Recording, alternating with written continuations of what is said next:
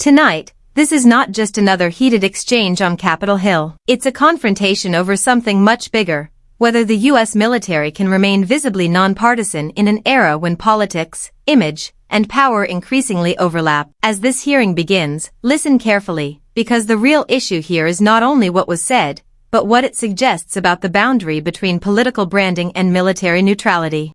I think your tenure as Secretary of Defense has been shameful and weak, and you should resign. Mr. Secretary, have you ever worn a MAGA hat in front of the troops? I own plenty of MAGA hats, but I don't. Have you ever worn one in front of the troops at an official event? I don't believe so. I don't believe so. Do you think it's appropriate for the President of the United States to wear political merchandise, including a MAGA hat, at official events, including West Point commencement? The Commander-in-Chief, yes or no, can wear whatever hat he wants, to include the phrase "Make America Great Again," because I would like to make America great again as well. So you think that's appropriate?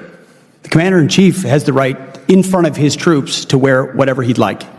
Okay, I strongly disagree with you, and I urge you both, especially you, General Kane, as we see an increasingly political rhetoric, including from the Secretary, to please, for the good of our troops, this is an incredibly difficult moment. Watch what happened in that hearing room, because it explains exactly what is happening to your military right now. A congressman stood up, looked Pete Hegseth in the eyes, and said the words out loud. Your tenure as Secretary of Defense has been shameful and weak. You should resign. That moment tells you everything. A combat veteran, a West Point graduate, a member of Congress, saying resign to the man running the most powerful military on earth. And Hegseth, he sat there and smirked. This is not politics. This is not left versus right.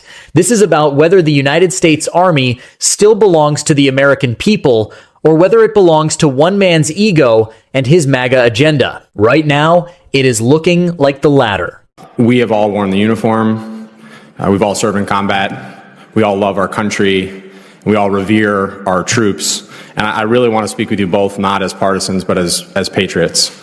I want to talk specifically about the events at Fort Bragg the other day. General Kane, I want to start with you. As a junior officer, were you ever required to make a pledge of political loyalty? Yes or no? Sir, as you know, we have an apolitical military, so, no. Thank you. At any time in your 30-plus years of incredibly distinguished service, did you have to make a pledge of partisan or political loyalty? No, sir. Thank you. Did you ever serve in any unit or command at any level where service members were required to make a pledge of political loyalty? No, sir. Thank you. And I want to commend you. You've been on the record on this, including in your confirmation hearings, where you clarified, quote, "I've never worn any political merchandise or said anything to that effect." I appreciate that. That is the standard, and I commend you for saying so and continuing to model that. General Kane, one last question for you. Should soldiers have to pledge political loyalty to participate in an event with our Commander-in-Chief? Yes or no, please. Sir, I'm not.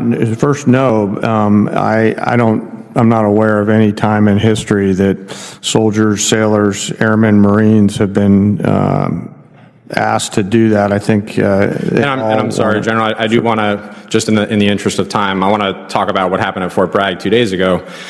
There was guidance put out, and this has been verified by multiple independent news outlets, saying, quote, these are to the soldiers of the 18th Airborne Corps and the U.S. Army. If soldiers have political views that are in opposition to the current administration, then they need to speak with their leadership and get swapped out. This is swapped out of the event with the president. In addition, in an incredibly disturbing incident, there was a pop-up shop selling MAGA merchandise on post at Fort Bragg. And to summarize this, there was a commander from Bragg who said on the record, quote, "This has been a bad week for the Army, for anyone who cares about us being a neutral institution. This was shameful." If those are the facts, and I know the Army is investigating at least the MAGA pop-up shop, is that appropriate, General Kane? Sir, I haven't seen any of these reports. I'm not familiar with them, but as I mentioned earlier and in my confirmation hearing, the nation demands a political, nonpartisan military. I appreciate you saying that and happy to share those This is where the story becomes more important than the personalities in the room. The exchange is really about institutional norms, what the military is supposed to look like in public, and how carefully it must avoid even the appearance of partisan alignment. Recent reporting did confirm that the Army reviewed how pro-Trump merchandise was allowed to be sold at Fort Bragg, and other reporting raised concerns about troop selection, event optics, and political symbolism. But it's also important to separate confirmed facts from reported allegations. That distinction matters in journalism, and it should matter to viewers too. So ask yourself, are these isolated breaches of protocol, or signs of a broader shift in how military institutions are being used in the political arena? Reports. Secretary Hegseth, are you familiar with DoD Directive 1344.10? Political activities of the members of the armed forces? Well, first off, I don't buy into your yes or no? insinuation Are you familiar that pledges with, are being done under this administration. That's I reclaim my time. Are you familiar with this DoD directive? There's never one time in my service or in this Mr. Defense Secretary, Department. will you please answer I'm answering your these question questions? where politics has been considered for service members. Are you familiar with this directive? Yes or no? Which directive? DoD Directive 1344.10. I'm happy to provide you a copy. There's even a one-page red and green cheat sheet. Are you familiar with it? This is the same directive from when we were all in uniform. I'm sure I am. Has anything changed in that directive under your guidance, given what happened 2 days ago at Fort Bragg? Is there a new policy change that we're not aware of? Again, I totally reject your insinuation. Is there a policy change to DoD Directive 1344.10? I know what you're attempting to insinuate, but there's I'll no take that as a policy no. change, and there is no policy. Mr. Secretary, have you ever worn a MAGA hat in front of the troops? I own plenty of MAGA hats, but I don't. Have you ever worn one in front of the troops at an official event? I don't believe so. I don't believe so. Do you think it's appropriate for the President of the United States to wear political merchandise, including a MAGA hat, at official events, including West Point commencement? The Commander-in-Chief Yes or no? can wear whatever hat he wants, to include the phrase, "Make America Great Again," because I would like to make America great again as well. So you think that's appropriate? The Commander-in-Chief has the right in front of his troops to wear whatever he'd like. Okay, I strongly disagree with you, and I urge you both, especially you, General Kane, as we see an increasingly political rhetoric, including from the Secretary, to please, for the good of our troops, this is an incredibly difficult moment, and we need leaders like you to continue to echo the apolitical nature. I have 12 seconds. Mr. Secretary, I don't say this lightly. I have to say this on the record. I think your tenure as Secretary of Defense has been shameful and weak, and you should resign. I yield back. Gentlemen. Let us go through what Hegseth has done, not what critics say he might do. What he has actually done.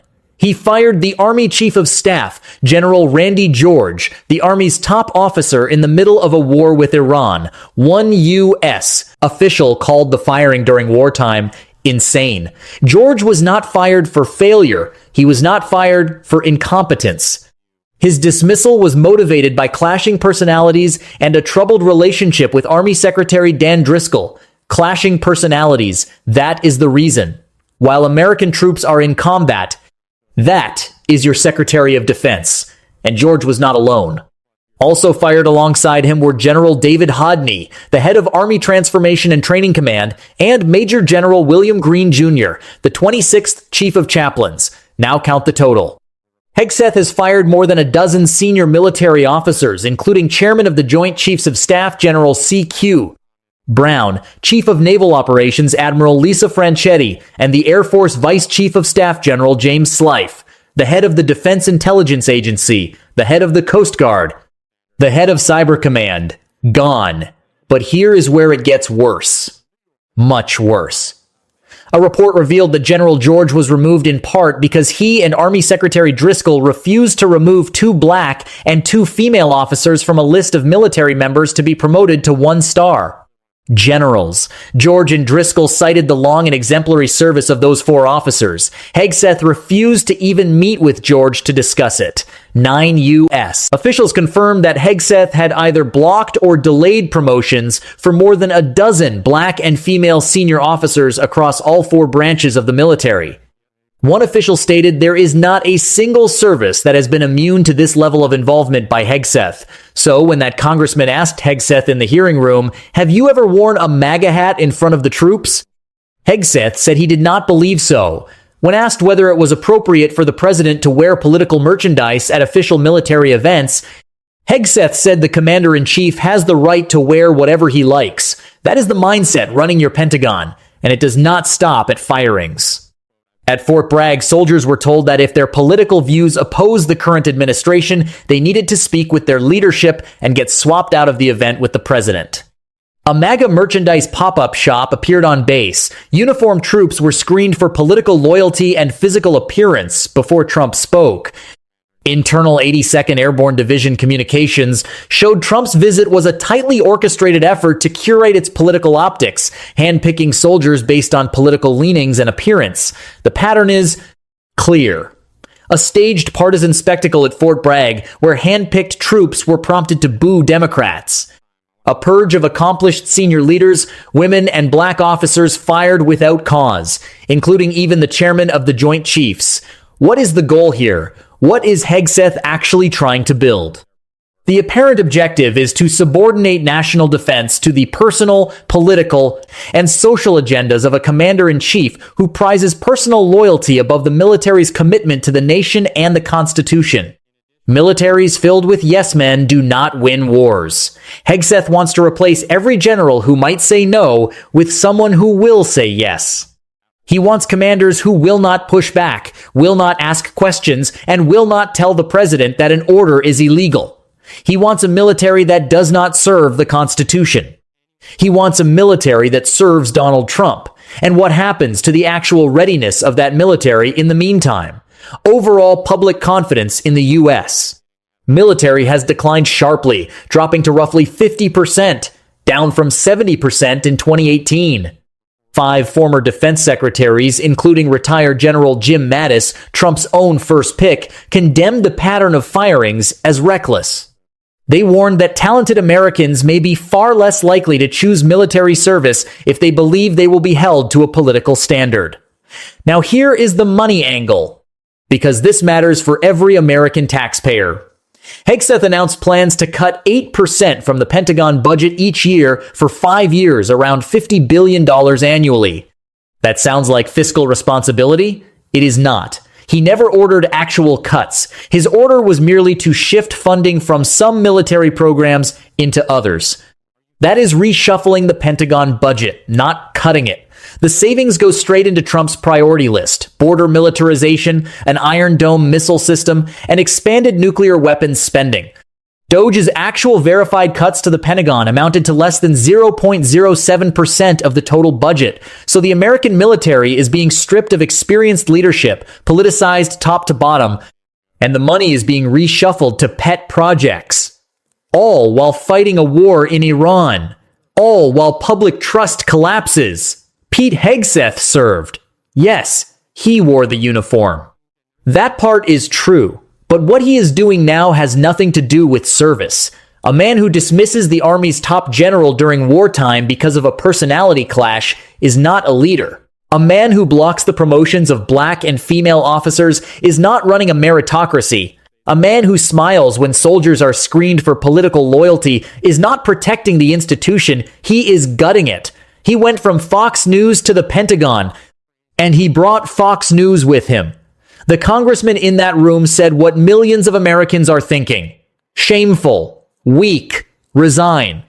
But Hegseth is not resigning. He is still there, still firing, still purging, still building a military designed to answer to one man instead of one nation. And the question every American needs to be asking right now is this. Stepping back from the rhetoric, this controversy speaks to a larger democratic tension. The military answers to civilian leadership, but it is also expected to uphold professional standards that rise above party politics. Reuters reported that Army Chief of Staff Randy George was removed without a public explanation, while NBC reported concerns from officials that promotion decisions involving black and female officers may have been blocked or delayed. Serious claims that require scrutiny, precision, and evidence-based reporting. That's the bigger takeaway here, not just who won this exchange, but what it reveals about trust, accountability, and the public image of the armed forces. What do you think? Are these warning signs of politicization, or examples of political messaging overtaking military ceremony? Let us know in the comments. And if you want more balanced, fact-based breakdowns like this, like the video, subscribe, and turn on notifications. When the next real threat comes,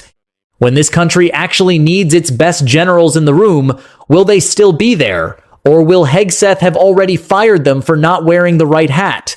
That is not a hypothetical. That is happening right now.